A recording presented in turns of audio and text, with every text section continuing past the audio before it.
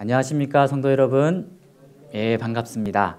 우리 다 같이 하나님의 말씀 창세기 4장 1절부터 7절에 있는 말씀 보시겠습니다. 창세기 4장 1절부터 7절입니다. 아담이 그의 아내 하와와 동침하매 하와가 임신하여 가인을 낳고 이르되 내가 여호와로 말미암아 득남하였다 하니라. 그가 또 가인의 아우 아벨을 낳았는데 아벨은 양치는 자였고 가인은 농사하는 자였더라. 세월이 지난 후에 가인은 땅의 소산으로 제물을 삼아 여호와께 드렸고 아벨은 자기도 양의 첫 새끼와 그 기름으로 드렸더니 여호와께서 아벨과 그의 제물은 받으셨으나 가인과 그의 제물은 받지 아니하신지라. 가인이 몹시 분하여 안색이 변하니 여호와께서 가인에게 이르시되 내가 분하여 함은 어찌 됨이며 안색이 변함은 어찌 됨이냐. 내가 선을 행하면 어찌 낯을 들지 못하겠느냐. 선을 행하지 아니하면 죄가 문에 엎드려 있느니라. 죄가 너를 원하나 너는 죄를 다스릴지니라. 우리 성도 여러분은 목축하는 사람이 좋습니까? 아니면 농사하는 사람이 좋습니까? 저는 목축하는 사람보다 농사하는 분들이 좋습니다. 왜냐하면 자연과 버타여 농사하시는 분들을 보면 성실하시고 또 열심히 일한 만큼 얻는 소득으로 인해 정직하게 살아가며 자연의 순리를 따르는 것 같기 때문입니다. 그러나 목축하시는 분들은 결국은 생명을 앗아가며 동물을 기른다는 것은 쉽게 보이지 않습니다. 그러나 성경에서는 농사하는 가인은 하나님의 기쁨이 되지 못하고 목축하는 아벨은 하나님의 기뻐하시는 자가 되었습니다. 여러분 단순히 이 본문만 한번 읽어보십시오. 3절에서 4절인데 이 본문만 읽어보면 이 사건은 독자에게 매우 의아한 사건입니다. 아무 이유 없이 가인의 재산은 받지 않으시고 아벨의 재물만 연락하셨다고 나오는데 우리는 이런 질문을 해볼 수 있습니다. 과연 하나님은 농사는 싫어하시고 목축만 좋아하시는가? 하나님은 분명히 에덴에서 추방된 사람에게 할 일을 말씀하셨는데 창세기 3장 23절에 토지를 갈아 농사를 짓는 것을 그의 본업으로 지정하셨습니다.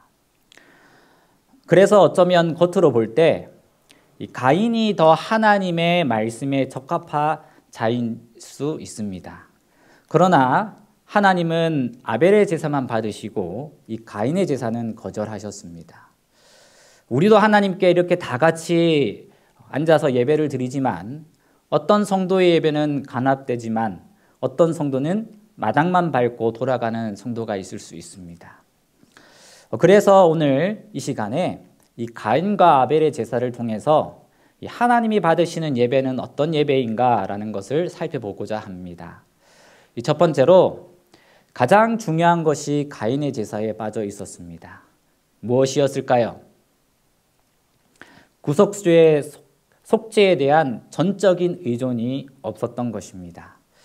둘 다 죄인이었고 분명히 둘 다 존경과 예배에 대한 하나님의 요구를 분명히 들었다고 구주와 선지자는 말합니다. 그런데 가인은 부분적인 순종만 드렸고 가장 중요한 구속주의 필요성에 대한 인정을 빼어버린 것입니다. 좀 더 자세히 책을 통해 보면 가인은 약속된 희생과 희생 제물의 필요성에 대하여 마음속으로 불평과 불신을 품고 하나님 앞에 나아갔다. 그의 봉헌물에는 죄에 대한 참회가 표시되어 있지 않았다. 오늘날 많은 사람들이 느끼는 바와 같이 그는 하나님께서 세우신 계획 그대로 따르는 것은 연약함을 인정하는 것이 되며 자기 구원을 약속된 구세주의 속죄에만 전적으로 의존하는 경륜을 고지곳대로 따르는 것은 연약함을 시인하는 것이 된다고 느꼈다. 그는 자기 의존의 길을 택하였다. 그는 자기의 공로를 가지고 나오려고 하였다. 즉 이것을 달리 표현한다면 하나님이 받으시는 아벨의 제사에는 그리스도의 속죄에 대한 피가 있는 제사였고 가인의 제사는 피가 없는 제사였습니다. 간혹 어떤 사람들은 이런 질문을 할 수 있습니다. 이런 재물의 차이는 그들의 직업에 따른 자연스러운 결과가 아닙니까? 그렇지 않습니다. 히브리서 기자는 그들의 제사는 직업의 차이 때문이 아니라 믿음의 차이였다고 증거합니다. 히브리서 11장 4절 말씀을 보시겠습니다. 우리 한번 다 같이 믿음으로 읽어보겠습니다. 시작. 믿음으로 아벨은 가인보다 더 나은 제사를 하나님께 드림으로 의로운 자라 하시는 증거를 얻었으니 하나님이 그 예물에 대하여 증언하심이라. 그가 죽었으나 그 믿음으로써 지금도 말하느니라.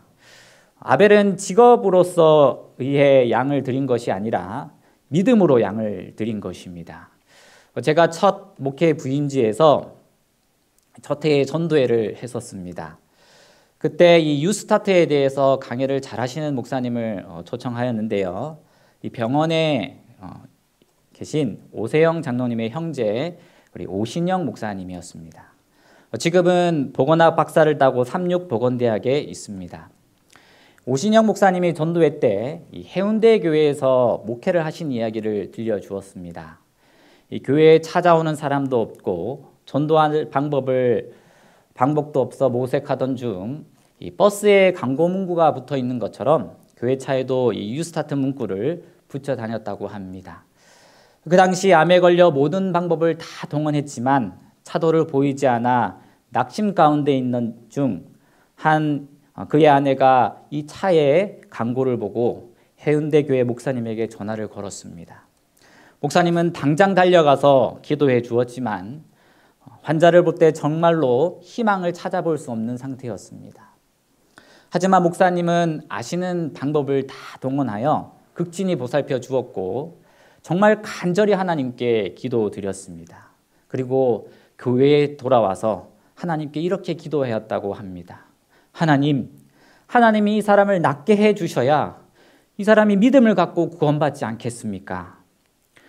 그런데 시간이 조금 흘러 신기하게도 아무 방법도 찾지 못하고 모든 것을 다 내려놓고 있던 중에 이상하게 그분의 몸에 있던 붓기가 어느 날 조금씩 빠지기 시작하는 것이 아닙니까?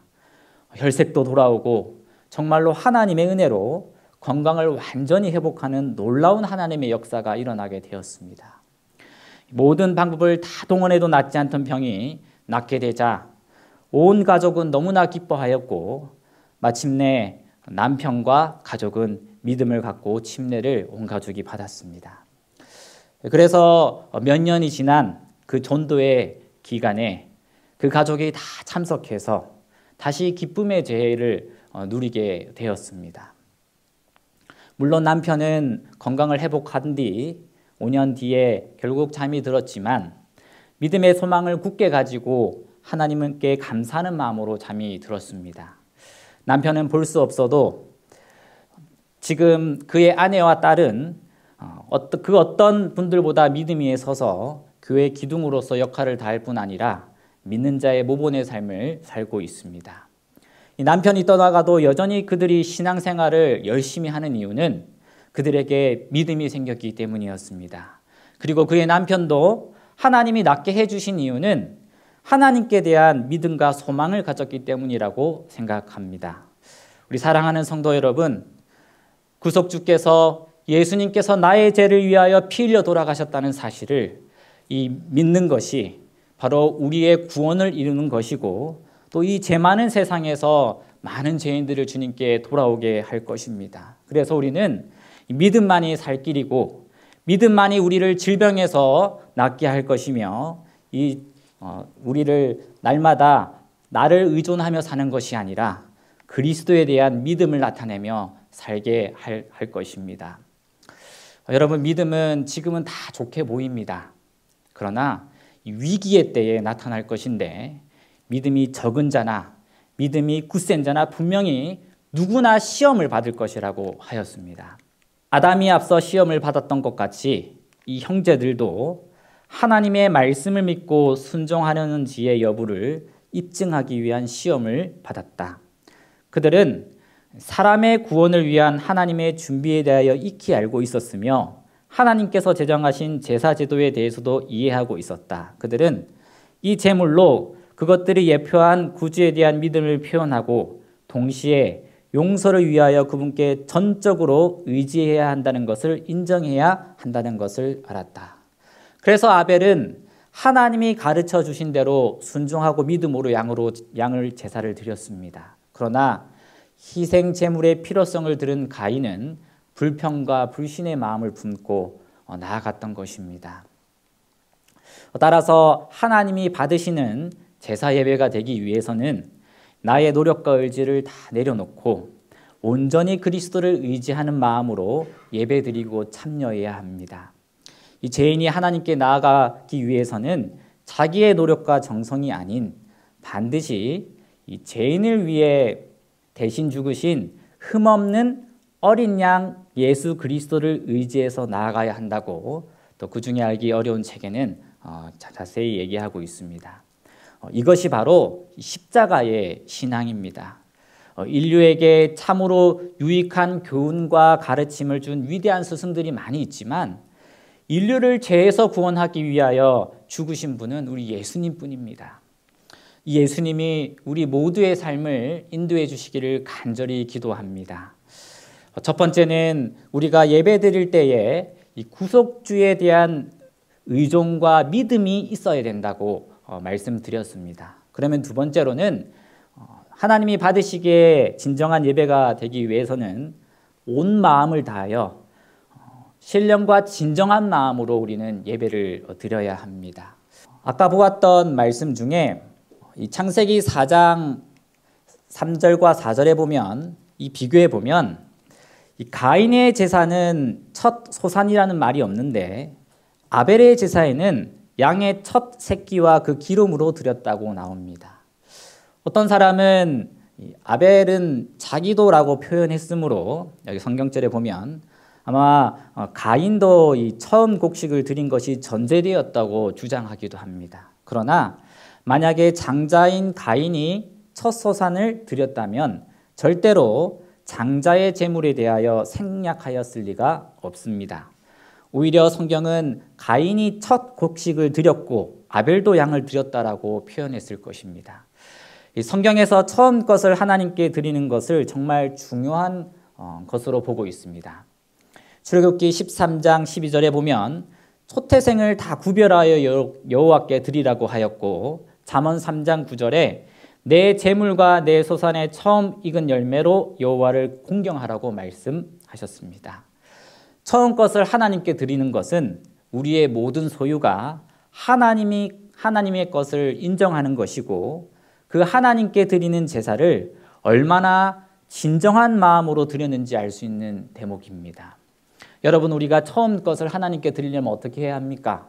구별해서 분리해야 되고 상하지 않게 잘 보관해야 하며 또 드릴 때 조심히 가져와야 합니다.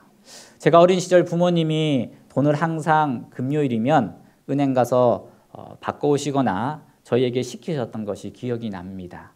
아벨은 제사를 드리면서 하나님께서 모든 것의 소유주가 되심을 온 마음을 다하여 고백하였고 반대로 가인의 제사는 그것을 거절한 것입니다. 그래서 아벨과 가인의 제사는 이렇게 결론을 내릴 수 있습니다. 아벨의 제사는 생애를 바친 산제사이지만 가인의 제사는 악한 생애의 거짓 제사였다. 우리가 진정으로 하나님께 예배를 드린다면 우리 삶의 결과로 우리는 예배를 드려야 합니다. 그래서 바울은 로마서 12장 1절에 너희 몸을 하나님이 기뻐하시는 거룩한 산제사로 드리라. 이는 너희의 드릴 영적 예배니라라고 간절히 호소하였습니다. 만약 진정한 마음 없이 예배를 드린다면 이사야 1장 12절에서 13절의 모습이 될 수 있습니다. 너희의 무수한 재물이 내게 무엇이 유익하뇨? 나는 수양의 재물과 살찐 짐승의 기름에 배불렀고 나는 숫송아지나 어린 양이나 수염소의 피를 기뻐하지 아니하노라. 성회와 더불어 악을 행하는 것을 내가 견디지 못하겠노라. 11월부터 모두 하나님의 성전에 나오시는 여러분들 되시기를 바랍니다. 제가 이런 설교를 할 줄 알고 오늘 많은 분들이 예배에 참여하셨습니다. 말씀하셨습니다.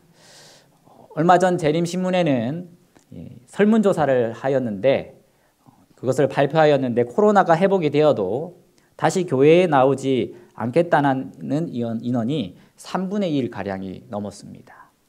여러분, 교회에서 드리는 예배보다 집에서 예배 드리면 편하지 않습니까? 처음 코로나 터졌을 때 목회자인 저도 교회에 오지 못하고 집에서 2주간 예배를 드렸는데 처음 느끼는 감정이 무엇이었냐면 와, 이게 진짜 안식이구나. 너무나 편하고 마음이 평안했습니다. 제가 그때 이렇게까지 기도했습니다. 하나님, 저에게 평안한 안식일을 허락해 주셔서 감사합니다.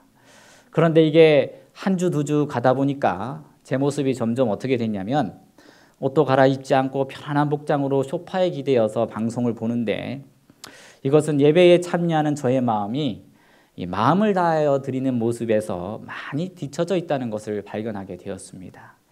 조금 불편하여도 교회 나올 때 옷 매무새를 다듬기 위해서 한 번이라도 거울을 더 보지 않습니까? 하나님을 믿지 않는 이방인들도 예배를 드리기 위해서 모이는데 우리는 우리의 믿음이 떨어지지 않도록 뒷걸음쳐서는 안 될 것입니다. 그래서 하나님은 이 진정으로 드리는 아벨의 제사를 받으시고 이 가인의 제사는 받지 않으신 게 아니라 못 받으신 것입니다. 그리고 이것을 아주 잘 오늘 본문의 말씀은 표현해 놓았는데요. 창세기 4장 4절과 5절에 보면 이 성경은 단순히 아벨의 제물, 가인의 제물이라고 표현하지 않고 아벨과 그 제물, 가인과 그 제물이라고 표현해 놓았습니다. 즉 하나님은 제사를 받을 때에 아벨이라는 사람 자체와 그의 제물을 받으셨고 가인이라는 사람 자체와 그 제물을 거절하신 것입니다. 하나님은 마음 없이 제물만 가져오는 것을 받으실 수 없다는 것을 이 성경 말씀은 다시 한번 강력히 전하고 있습니다. 마음 없이 드리는 제물만 가져오는 것은 예물이 아니라 뇌물이기에 이런 제사를 유다서 11절에는 화 있을진저 이 사람들이여 가인의 길에 행하였으며 삭슬 위하여 발람의 어그러진 길로 몰려갔으며 고라의 폐역을 따라 멸망을 받았더라고 우리에게 교훈하고 있습니다. 대학교 시절 개신교 사람을 만났는데 신학생인 저에게 왜 하나님은 아벨의 제사는 받으시고 가인의 제사는 안 받으신 줄 아세요? 라고 질문을 해서 제가 성경적으로 대답을 하지 못했습니다. 그들도 신학을 공부하는 사람들이었는데 뭐라고 얘기했냐면 히브리서 11장 4절에 아벨은 의롭고 가인은 악해서 그랬다고 대답해 주었습니다. 지금도 그때 답을 못해서 그때 일을 잊어버리지 않습니다. 맞습니다. 의롭고 악한 자는 이 선하고 악한 일을 해석이라기보다는 믿음이 없고 있고 차이며 진정으로 예배를 드리느냐 아니냐에 달릴 수 있는 것입니다. 하나님이 안 받으시는 것이 아니라 받으실 수 없다라는 표현이 참 가슴 아프게 다가옵니다. 우리를 향하여 지금 이렇게 가까이 내려다 보시는 하나님 앞에 그리스도의 피를 의지하여 믿음과 온 마음으로 나아가시는 우리 저와 여러분이 되시길 바라며 오늘 말씀을 마치도록 하겠습니다. 아버지 하나님, 오늘도 저희에게 하나님의 크신 은혜를 베풀어 주셔서 감사드립니다. 하나님, 저희는 하나님을 예배하기에 부족함이 많습니다. 하지만 하나님의 긍휼하심을 의지하오니 저희를 받아주시고 온전한 마음으로 주님 앞에 나아갈 수 있도록 저희의 발길을 인도하여 주시옵소서. 안식일이 다가올 때까지 매일의 삶이 하나님과 함께하는 예배의 삶이 될 수 있도록 도와주시옵기를 예수님 이름으로 기도드립니다.